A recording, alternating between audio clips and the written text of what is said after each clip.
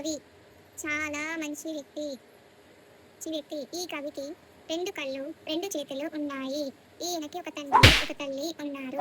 ఈయనది భారతదేశంలో ఒక పల్లెటూరు. ఆయనకి పెళ్ళయింది. ఆయనకి పిల్లలు కూడా ఉన్నారు. ఆయనకి ఎన్నో బిరుదులు ఉన్నాయి. ఆయన సంఘ సేవకుడు. ఎంతో మందికి చాలా చాలా సహాయాలు చేశారు. ఆమె తెలుగు. ఆయన ఎన్నో కవిత్వాలు రాస్తారు. ఆయన అనర్గళంగా కవితలు బయటికి మాట్లాడగలరు. ఆయనకి ఎంతో మంది శిష్యులున్నారు. వచ్చేస్తుంది. ఆయనకి ఎంతో మంది శిష్యులతో పాటు గురువులు కూడా ఉన్నారు. గురువులు కూడా భారతదేశంలో ఉన్నారు. ఈ భారతదేశంలోని ఈయన ఎన్నో ఎన్నో మంచి మంచి ప్రదేశాలకు తిరిగారు. ఆ పుణ్యక్షేత్రాల్లో ఈయనకి దైవభక్తి ఎక్కువ.